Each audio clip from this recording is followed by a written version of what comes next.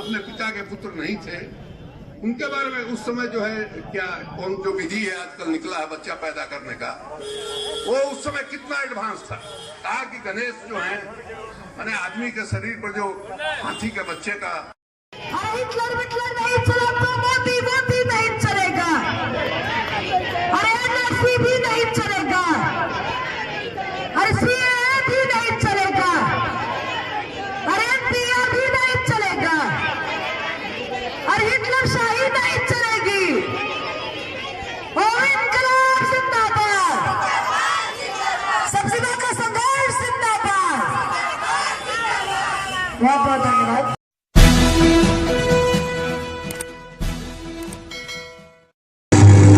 आदाब, बिल्ला टाइम्स में आपका स्वागत है। मैं हूं फजलुल मुबीन।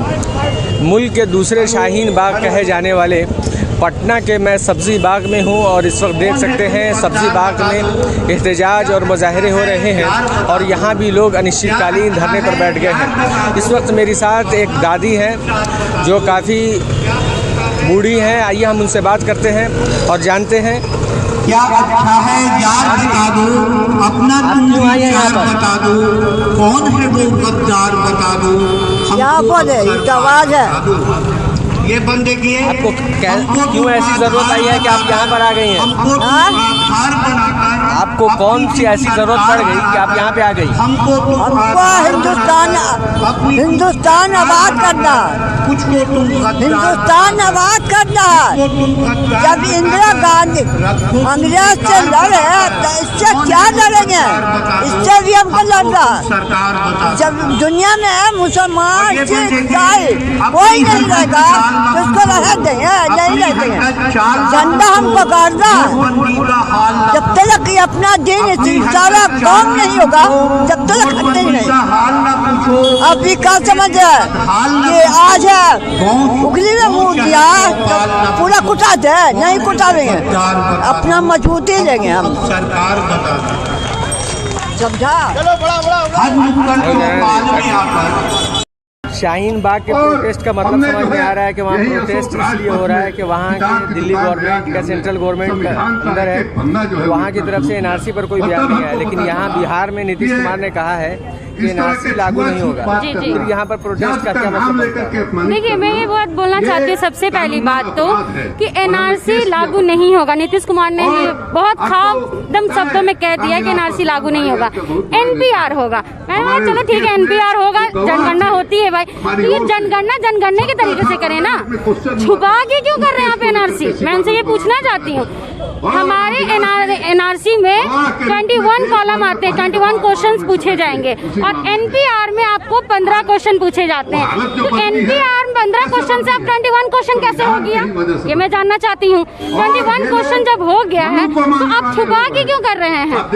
उनका कहना है साफ तौर पे, उन्होंने विधानसभा का एक दिन का स्पेशल सत्र बुलाया गया था, उसमें उन्होंने कहा था और उस बयान में भी कहा था कि ये एनआरसी असम के लिए, बिहार में तो सवाल ही पैदा नहीं होता है। ये गुमराह करने के लिए है, ये एक वोट बैलेट बनाए रखने के लिए बात है, ऐसा कुछ नहीं है। लोग गुमराह हो रहे हैं, उनकी लग नहीं होना चाहिए, ये लड़ाई सबकी है। ये बस एक गुमराह करने के लिए बात हो रही है। एनआरसी ही समझिए लागू हो रही है, क्योंकि अगर एनआरसी नहीं होता तो लोग यहाँ पे बाहर नहीं निकलते, हम लोग सुकून से रहते हैं। और ये जो कहा जाता है कि लोग वलगरा रहा है मुस्लिम तबके के लोग या किसी और तबके के लोग, ये गलत बात है। यहाँ पे आज वकील भी हैं, स्टूडेंट्स भी हैं, टीचर्स भी हैं, या जाहिल जिसको बोलते जो ठेला चला रहे हैं वो भी तबके के लोग हैं। क्यों हैं? वल्गराहट के तौर पे नहीं है, क्योंकि उन्हें सच्चाई पता है। ये सरकार हमें गुमराह कर रही है। ये सरकार जो सब लोगों को बोलती है कि ऐसे है वैसे है, आप चिंता नहीं लीजिए, हम ठीक है, आपके वतन में ऐसा नहीं होगा। ये लोगों को समझ में आ गया है, इसलिए लोग रोड पे हैं और कोई वजह नहीं है। तो इसलिए ये जो वोट बैलेट के लिए लोग कर रहे हैं इस तरीके से, ये करना बंद कर दें। जनता जाग चुकी है। ये जो लोग और लोग धर्म के नाम पे प्रताड़ित कर रहे हैं लोगों को कि जैसे एनआरसी आई तो सबसे पहले हुआ बात कि ये मुसलमान ही के लिए, ये भ्रम फैला दिया गया कि ये सिर्फ मुसलमान के लिए, ये मुसलमान के लिए नहीं है। लोग जागे और तभी तो रोड से बाहर आए। आज यहाँ पे आप देखिएगा, और जैसे कि एक मीडिया पर्सन ने कहा था कि सिर्फ मुसलमान लोग यहाँ मौजूद हैं, तो मैंने उनको मना किया था कि ये गलत बात है। आप ये नहीं बोले कि मुसलमान पर्सन ही ऐसे, यहाँ पे हर एक तबके के लोग हैं। अमित शाह एक इसी प्रोग्राम में कहते हैं कि हम एक इंच भी पीछे नहीं हटेंगे। इसलिए वो पीछे नहीं हट सकते ना, क्योंकि वो सत्ता में है। सबसे बड़ी बात आ जाती है कि जब सत्ते में होते हैं ना, तो वो उनको ऐसा पावर आ जाता है कि इंसान आम आदमी कुछ नहीं कर सकता। उनकी सोच है वो, लेकिन ये गलत है। अगर आम आदमी कुछ नहीं कर सकता तो हमारा देश आजाद नहीं होता। हमारा देश आजाद एक आम आदमी के खिलाफ इससे है। अंग्रेजों को हम लोग आम आदमी नहीं भगाया था, हम आपके परदादा दादा दादा न जाने कितने उन नस्लों ने भगाया था। तो ये जो सोच रहे हैं कि 1 इंच नहीं जाना पड़ेगा, तो भैया नींद तो आपकी उड़ी भी है।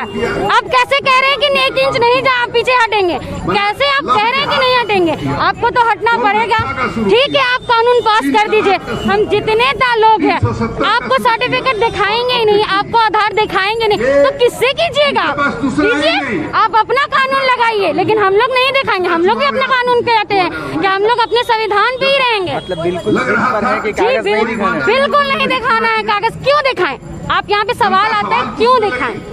हम इंडियन सिटीजन होके, ये तो ऐसी बात हो गई ना कि एक माँ से पूछा जा रहा है कि बेटा तुम बताओ तुम्हारा ये बच्चा जायज है या नाजायज। एक माँ के दिल पे क्या बीतेगी ये बात सुनकर आप समझ सकते हैं कि एक बच्चे को माँ से पूछा जाएगा कि ये बच्चा नाजायज है या जायज है। बच्चा नाजायज जायज नहीं होता है, एक माँ के लिए औलाद औलाद होता है। उसी तरीके से हमारा वतन हमारा है। ये नहीं कि हम मुसलमान का अलग है, हिंदू का अलग है या सिख का अलग है। हमारा वतन वतन है, हम वतन के लिए यहाँ पे खड़े हैं। और लोग जो ये कह रहे हैं कि ये सिटीजन दिखाओ सिटीजन दिखाओ, तो मुझे ये नहीं समझ में क्यों आप बोल रहे हैं सिटीजन दिखाओ। अगर हमारा सिटीजन सही नहीं होता, हमारा आधार सही नहीं होता, हमारी चीजें सही नहीं होती, तो आप सरकार में कैसे बैठे हैं? हमने आपको सरकार बनाया है ना, तो आप बैठे कैसे हैं सरकार में? मैं सरकार से भी ये सवाल करना चाहती हूँ कि आप जो बेवकूफियत वाली बात बोल रहे हैं कि भाई हम बाहर के लोगों को लाएंगे, वहाँ से बुलाएंगे और उनको सिटीजनशिप देंगे। मैं यह जानना चाहती हूँ कि क्यों देंगे आप सिटीजनशिप? ये नया एक्ट लाने की क्या जरूरत है? अगर आपको लाना ही है, इससे पहले भी लोग सिटीजनशिप ले सकते हैं, जैसे कि अदनान सामी छोड़े, हमारी सोनिया गांधी जो पॉलिटिशियन में बहुत नामचीन चेहरा है, वो इटली की रहने वाली थी, लेकिन उनको इंडियन में मिला ना नागरिकता। कैसे दिया गया? उसी लाइन से आप दीजिए ना, आप क्यों ऐसे दे रहे हैं लोगों को? अब मैं ये सिर्फ एक मुद्दा से भटकाने का है कि यहाँ रोजगार में जो लोग हैं रोजगार का हक नहीं मांगे और सारी चीजों का हक नहीं मांगे और लोग जाहिल रहे। यहाँ सबसे बड़ी मार किस पे है? स्टूडेंट पे। स्टूडेंट्स पे अगर मार रहेगी तो वो पढ़ नहीं पाएंगे, अब पढ़ नहीं पाएंगे तो वो जान नहीं पाएंगे कि हमारा हक क्या है। सबसे बड़ी बात यहाँ पे, सबसे बड़ी इम्पोर्टेंट बात बता रही हूँ कि यहाँ पे एजुकेशन की बात है कि एजुकेशन के सारे छात्र तो बाहर निकले हुए हैं। मैं इंटर क्लास की स्टूडेंट हूँ, हाजीपुर से रोज सुबह यहाँ 6 बजे पहुँचती हूँ और रोज 7 बजे जाती हूँ। क्यों? मैं इसलिए नहीं आती जाती हूँ कि हाँ ये मुस्लिम है या चाहे यहाँ के लोग हैं, हम इसलिए आते कि हमारे मुल्क पे बात आई है, हमारे संविधान पे बात आई है। और ये जो सोचते हैं सरकार की भाई हमसे तो अब डर जाएंगे लोग क्योंकि हम तो सत्ता में, तो ये गलत सोच है आपकी। आपके लिए हम नहीं डरते हैं और आपसे हम नहीं डरते हैं, हम डरते हैं संविधान से, क्योंकि संविधान चेंज हो जाएगा तो हम लोग संविधान के लिए ही चलेंगे, किसी और चीज पे नहीं चलेंगे। तो संविधान को बदलना नहीं चाहिए, हम ये चाहते हैं। और दूसरा ये जो हिंदू मुस्लिम वाली लड़ाई नहीं चाहिए। पाकिस्तान की 93,000 और ये कहा गया कि पॉपुलेशन रजिस्टर बनेगा तो उसमें जो आप जवाब देते हैं उसकी तस्दीक की जाएगी। चाहिए आज आप लोग के प्रोटेस्ट का 5वां दिन और बिहार सरकार की भाई हमारी इतनी कम आबादी है, ये बड़ी आबादी जो है हमारे तरफ से अभी तक 5 दिन को बयान नहीं है आपके प्रोटेस्ट को। क्या आपको लगता है कि सरकार से कोई असर पड़ेगा सरकार पर? एकदम असर पड़ेगा, कैसे नहीं असर पड़ेगा। अभी तो 5 ही दिन, इब्तिदाई इश्क होता है क्या, आगे आगे देखिए होता है क्या। नीतीश कुमार जी को माफी मांगना पड़ेगा। हमने आपको चुन के यहाँ से पार्लियामेंट भेजा था, हमारी आवाज वहाँ पहुँचाने के लिए, आपको अपने मन का बात करने के लिए वहाँ हमने नहीं भेजा था। आपने जब इस बिल को समर्थन दिया, आपने अपनी जनता से पूछा हम इस बिल को समर्थन देना चाहते हैं या नहीं देना चाहते हैं?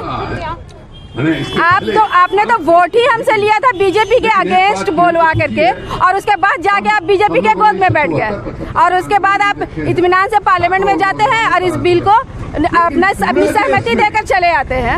उसके बाद यहाँ आके कहते हैं कि हम एनआरसी को लागू नहीं होने देंगे। जब आप एनआरसी लागू नहीं होने देंगे, कहना है कि सीए नागरिकता देने के लिए है, ये किसी के हक को छीनता नहीं है, एनआरसी लागू नहीं होने देंगे।